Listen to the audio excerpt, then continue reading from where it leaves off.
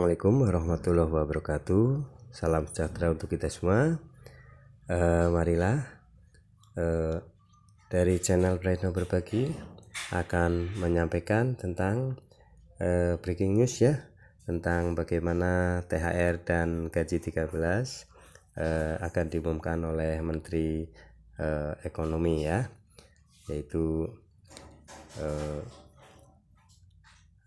semuanya akan kita dengar ya, supaya tidak terjadi simpang siur.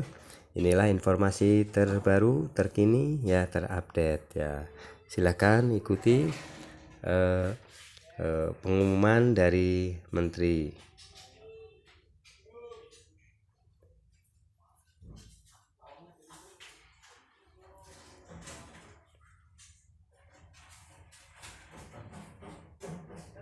Teman-teman media, kami bersama dengan Menpan RB Pak Azwar Anas akan menyampaikan mengenai pembayaran tunjangan hari raya bagi aparatur negara dan pensiunan. Seperti diketahui bahwa pemerintah terus mendukung dan mengelola momentum pemulihan ekonomi pasca pandemi dengan menggunakan instrumen fiskal secara ekspansif, terarah, dan terukur.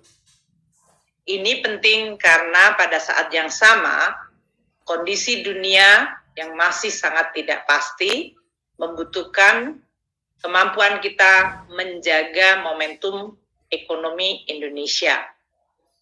Pemerintah berupaya terus mengendalikan inflasi dengan juga menjaga dari sisi daya beli masyarakat, baik itu melalui kebijakan perlindungan sosial, yang dalam hal ini juga dilakukan penambahan untuk benefit atau manfaat masyarakat dengan memberikan bantuan tambahan sembako dan juga tambahan makanan.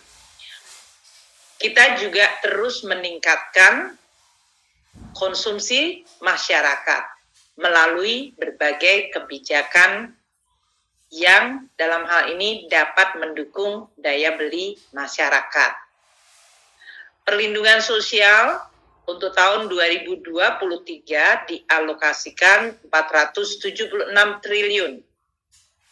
Ini tujuannya adalah untuk melindungi 10 juta keluarga penerima manfaat yang termasuk di dalam program Keluarga Harapan atau PKH, di mana anggaran yang kita sediakan 28,7 triliun. Kita juga melalui APBN memberikan bantuan sosial melalui kartu sembako untuk 18,8 juta keluarga penerima manfaat. Anggaran yang disediakan oleh APBN untuk kartu sembako bagi 18,8 juta keluarga penerima manfaat adalah sebesar 45,1 triliun. Di sisi lain, pemerintah juga membantu keluarga miskin dan rentan, UMKM, petani, dan seluruh masyarakat secara umum melalui subsidi energi dan juga subsidi non-energi seperti pupuk, kredit usaha rakyat, dan juga sektor-sektor transportasi. Besaran anggaran pendapatan belanja atau APBN di dalam memberikan bantuan kepada masyarakat dalam bentuk subsidi-subsidi tersebut, baik itu subsidi BBM, listrik, subsidi pupuk, kredit usaha rakyat, dan berbagai subsidi untuk tarif angkutan mencapai 290,6 triliun. Pemerintah juga membantu keluarga tidak mampu 96,8 juta untuk dapat memperoleh akses kesehatan melalui bantuan iuran jaminan kesehatan nasional. biaya yang dikeluarkan adalah 46,5 triliun rupiah. Di sisi lain, bagi keluarga yang tidak mampu, maka putra-putrinya mendapatkan bantuan untuk pendidikan dalam bentuk program Indonesia Pintar. 20,1 juta siswa dari keluarga tidak mampu mendapatkan bantuan program Indonesia Pintar yang anggarannya disediakan 9,7 triliun rupiah. Bagi mahasiswa yang tidak mampu, mereka pun diberikan beasiswa bidik misi atau Kartu Indonesia Pintar Kuliah yang saat ini lebih dari 994.000 mahasiswa yang mendapatkan beasiswa bidik misi dan Kartu Indonesia Pintar Kuliah yang anggaran di dalam APBN disediakan 12,8 triliun. Inilah berbagai langkah yang dilakukan pemerintah melalui instrumen APBN yang langsung dapat dinikmati manfaatnya oleh masyarakat, terutama kelompok yang kurang mampu. Keberpihakan dari pemerintah juga ditunjukkan melalui berbagai policy yang lain. Selain itu, menjaga inflasi agar tidak menggerus daya beli juga dilakukan. Pemerintah juga saat ini memberikan pemenuhan kebutuhan gizi melalui program perlindungan sosial bantuan pangan, yaitu akan diberikan kepada 21,3 juta kelompok atau keluarga penerima manfaat yang akan diberikan bantuan pemerintah dalam bentuk paket protein ayam dan telur kepada, 21,3 juta keluarga penerima manfaat diberikan bantuan beras 10 kilo dan kepada 1,4 juta keluarga penerima manfaat dengan balita stunting akan diberikan tambahan protein ayam dan telur. Biaya tambahan untuk atau anggaran yang disediakan untuk membantu kelompok ini yaitu keluarga dengan anak stunting, balita stunting, dan tambahan bantuan beras 10 kilo bagi 21,3 juta kelompok atau keluarga penerima manfaat dianggarkan 8,2 triliun rupiah. Berbagai program-program sosial tersebut bertujuan untuk makin dan meningkatkan bantuan sosial terutama kepada kelompok-kelompok yang kurang mampu. Ini adalah keberpihakan dari pemerintah bagi masyarakat. Di sisi lain, pemerintah juga akan terus menggunakan instrumen APBN di dalam meningkatkan kemampuan dan kesejahteraan masyarakat melalui program-program lainnya seperti pembangunan infrastruktur dan juga program kepada kelompok UMKM. Bapak dan Ibu sekalian, teman-teman media, hari ini kami akan menyampaikan juga instrumen APBN yang di dalam rangka bulan Ramadan dan mendekati Hari Raya Idul Fitri telah mengalokasikan di dalam APBN anggaran untuk pemberian tunjangan hari raya bagi karyawan aparatur negara, di dalam ini termasuk TNI dan Polri, dan bagi pensiunan. Ini tentu diharapkan dengan pembayaran tunjangan hari raya juga bisa ikut mendorong kegiatan ekonomi masyarakat melalui berbagai kegiatan belanja menjelang atau selama Ramadan dan menjelang Hari Raya Idul Fitri.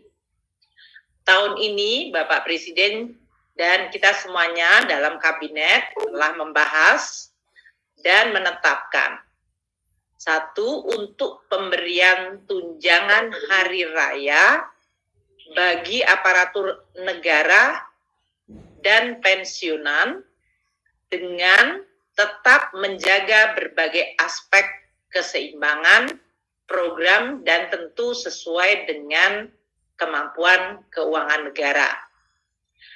Mungkin perlu diingat bahwa pada tahun 2020, pada saat COVID terjadi pada tahun pertama yang melumpuhkan seluruh kegiatan ekonomi dan masyarakat, pada saat itu THR hanya diberikan kepada jajaran ASN, aparatur negara, TNI Polri, di bawah eselon 2 dan juga hanya untuk pensiunan.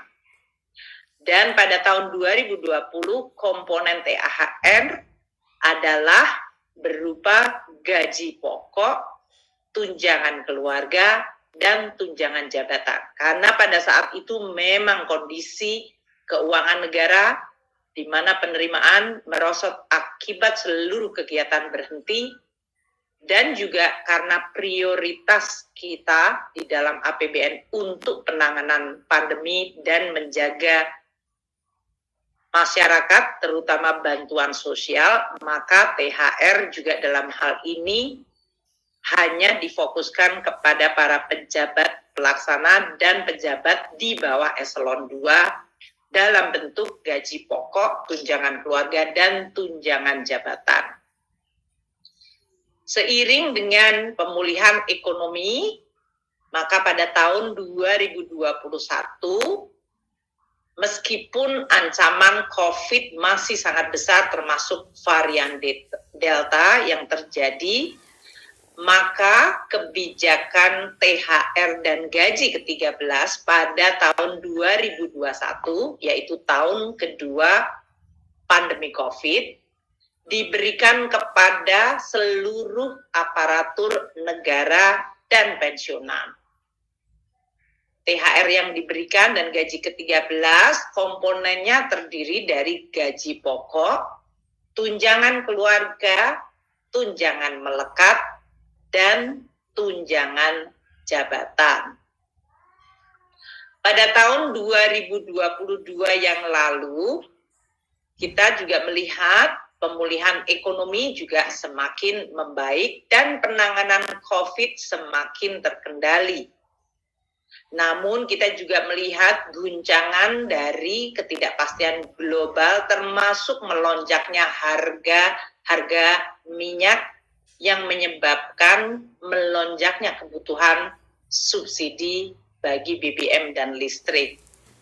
Oleh karena itu pada tahun lalu kebijakan THR dan gaji ke-13 disamakan dengan tahun 2021, yaitu diberikan dalam bentuk gaji pokok, tunjangan keluarga, tunjangan melekat, dan tunjangan jabatan.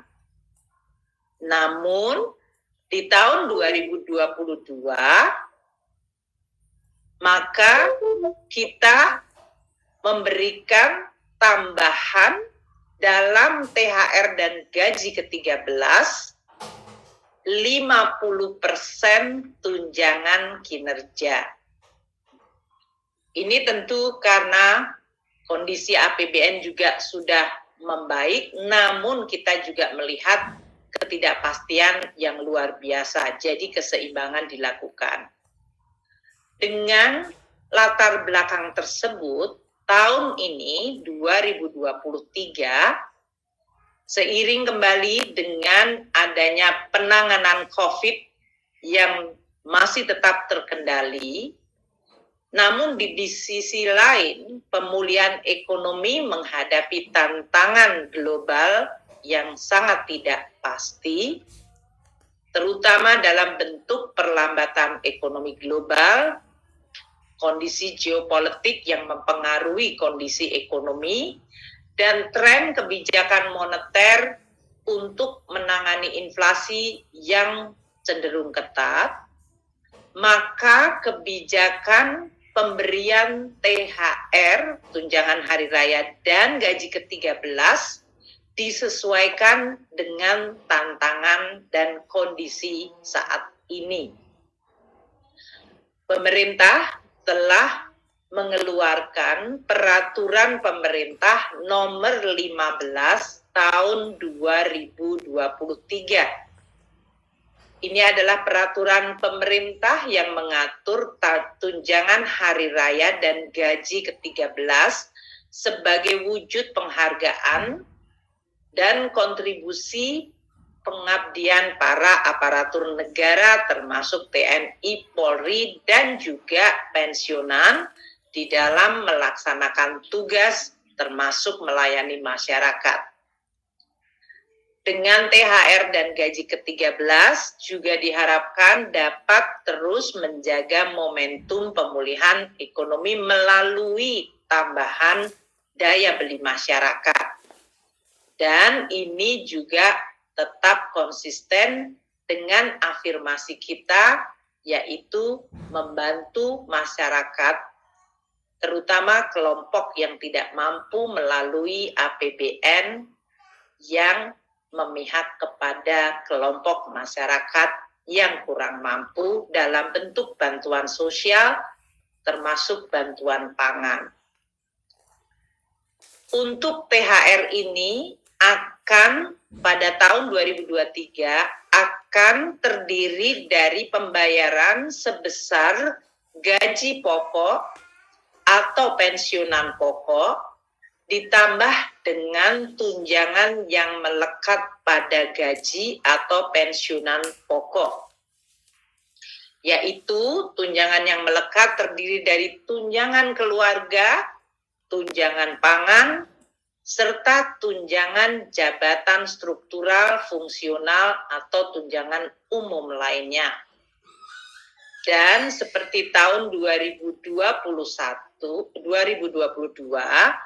maka THR tahun ini juga ditambahkan komponen 50% tunjangan kinerja per bulan bagi yang memang mendapatkan tunjangan kinerja.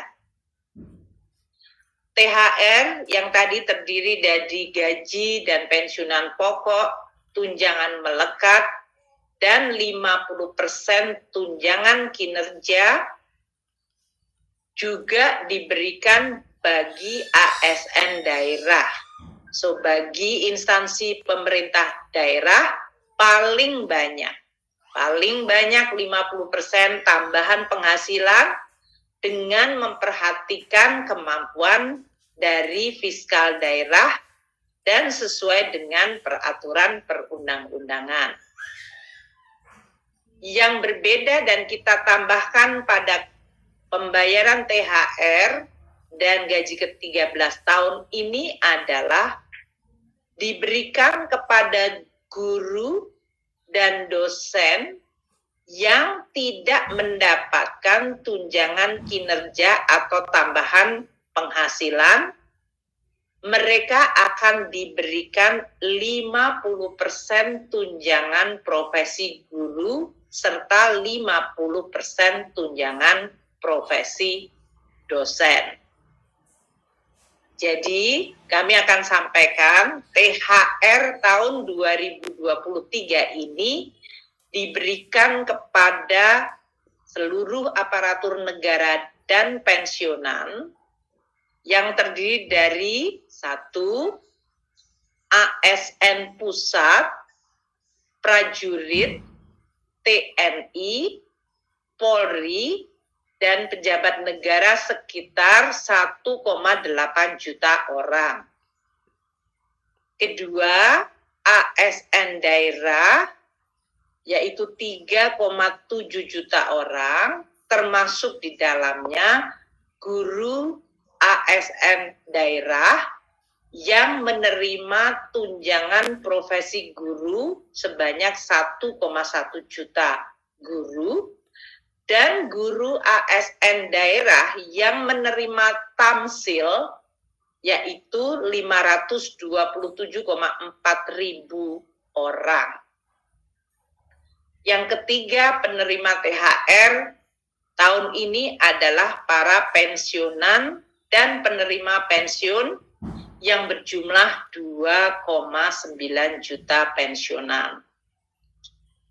Alokasi anggaran untuk tunjangan hari raya ada di dalam APBN tahun anggaran 2023, yaitu 1. Di dalam anggaran kementerian dan lembaga telah dialokasikan 11,7 triliun untuk pembayaran THR ini bagi ASN pusat, prajurit TNI, Polri, dan pejabat negara. Yang kedua, alokasi melalui dana alokasi umum, yaitu sekitar 17,4 triliun rupiah bagi ASN daerah, yaitu PNS daerah dan P3K, dan dapat untuk pemerintah daerah dapat menambahkan dari masing-masing APBD tahun 2023 sesuai kemampuan APBD masing-masing pemerintah daerah. Ketiga, sumber dari pembayaran THR adalah pos dari Bendahara Umum Negara sebesar 9,8 triliun untuk para pensiunan dan penerima pensiunan untuk menerima THR. Untuk pencairan THR ini akan dimulai pada H-10 dari Hari Raya Idul Fitri. Ini kira-kira tanggal 4 April sudah mulai dicairkan. Kementerian dan lembaga dapat segera mengajukan surat perintah membayar ke Kantor Pelayanan Perbendaharaan Negara KPPN mulai H-10 dan menyesuaikan dari penetapan cuti yang telah diumumkan oleh pemerintah mengenai cuti bersama dari hari raya. THR dapat dicairkan oleh KPPN sesuai mekanisme yang berlaku. Kementerian Dalam Negeri akan menginstruksikan kepada seluruh pemerintah daerah di dalam menyelesaikan penyusunan peraturan kepala daerah atau perkada mengenai pembayaran THR dan gaji ke-13 dalam minggu ini. Dengan demikian, dapat dipastikan agar pembayaran THR untuk ASN daerah dapat juga dimulai pada H-10 bagi pegawai-pegawai pemerintah daerah. Karena tahun ini ada komponen baru di dalam THR dan gaji ke-13, yaitu terutama bagi guru-guru ASN daerah yang tidak menerima tukin daerah atau tunjangan profesi TPP, di mana tahun ini mereka mendapatkan 50% TPG atau tunjangan profesi guru atau tamsil sebagai THR mereka. Ini pertama kali dilakukan. Maka pemerintah pusat akan memberikan tambahan transfer kepada seluruh pemerintah daerah. Diperkirakan total untuk 50% TPG tamsil sebagai THR guru-guru ASN daerah yang tidak menerima Tukinda dan TPP, anggarannya mencapai 2,1 triliun.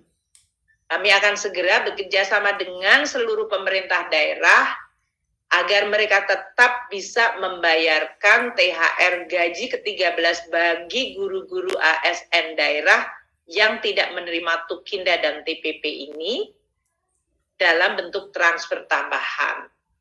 Kita minta agar supaya mereka bisa merayakan Idul Fitri, pemerintah daerah bisa menggunakan space APBD-nya membayarkan, namun kita juga akan segera melakukan koordinasi agar transfer tambahan dari pemerintah pusat untuk THR dan gaji ke-13 bagi para guru ASN daerah yang tidak menerima Tukinda dan TPP, yang selama ini tidak pernah mendapatkan THR, tahun ini akan mendapatkan THR dalam bentuk 50% TPG atau tamsil.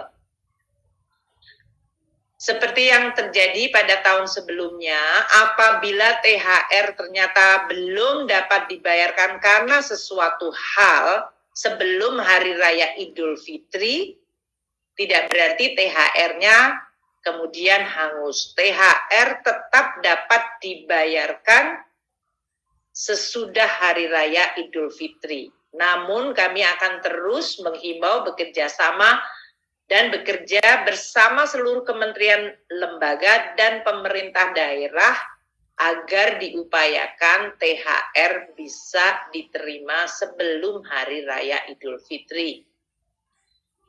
Kami mengucapkan terima kasih kepada seluruh jajaran aparatur negara, TNI, dan Polri yang terus bekerja terutama di dalam melayani masyarakat. Dan pada saat menjelang Lebaran, juga tetap bekerja secara penuh. Untuk pengaturan THR ini di dalam PP 15 2023 yang baru diterbitkan juga mengatur mengenai pembayaran gaji ke-13 untuk membantu keluarga-keluarga terutama pada saat tahun ajaran baru, yaitu membantu untuk belanja-belanja pendidikan bagi putra-putri keluarga ASN.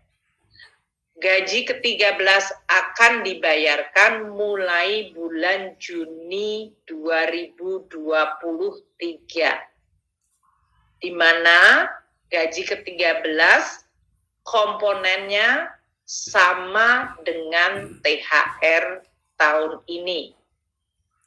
Untuk pengaturan pelaksanaan teknis dari tunjangan hari raya maupun gaji ke-13 ini akan segera diatur dengan peraturan Menteri Keuangan, karena keseluruhan dari PP masih membutuhkan aturan peraturan Menteri Keuangan untuk bisa melaksanakan amanat PP 15 2023.